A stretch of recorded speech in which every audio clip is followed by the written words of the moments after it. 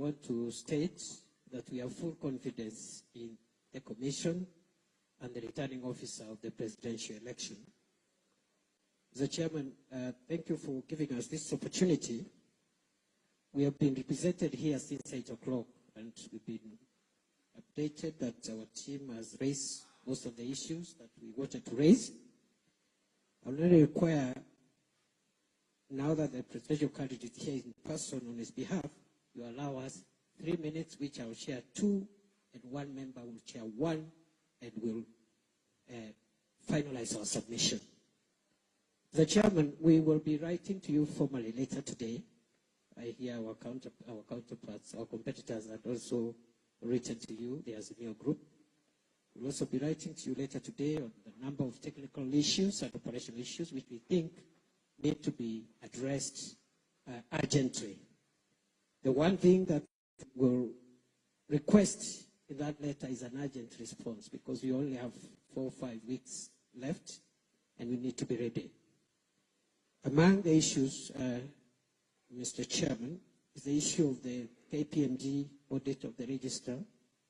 The gaps that were identified, we want to know them in the spirit of the transparency of the electoral process, both before, during, and after. We would like to know what those gaps were and whether they have been addressed satisfactorily, because that is very critical. Secondly, if we could even have a copy of that report, because I think they're auditing a public process. It should not be a secret. It should be available even to the media, so that we know what gaps exist, when they will be addressed, and so forth and so on. Number 2, Mr. Chairman, with regard to the loading of the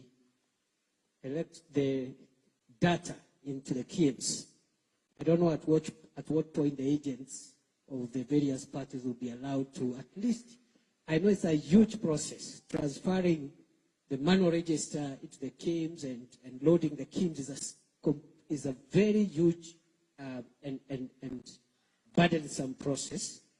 But the agents of the candidates can be allowed to at least sample or have access to that process, again, just for assurances that everything is okay, so that we are sure whatever is loaded electronically is consistent with what would be available manually. Thirdly,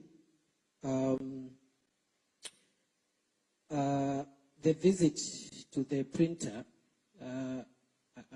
I think also should be, of course it's our business to organize, but we need facilitation from your side in terms of timelines, so that we also arrange for visas and tickets for our team who wants to go and see and visit the plant, and maybe synchronize with our competitors, so that we again don't go on the commission with separate visits. Thirdly,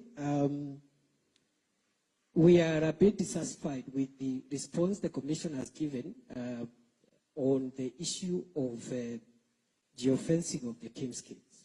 Extremely dissatisfied. We raised it in our letter. We'll say why. Because the fact that you have said this KIMS kit, serial number this, is assigned to a polling center this, is not enough. Because the transmission of results can take place in a nearby forest and still within the same location. So there is need for the place where that transmission will take place to be controlled to the best possible location in terms of georeferences. Finally, we have a general issue on compliance by the players in the presidential campaign with the electoral code of conduct, which every candidate signed.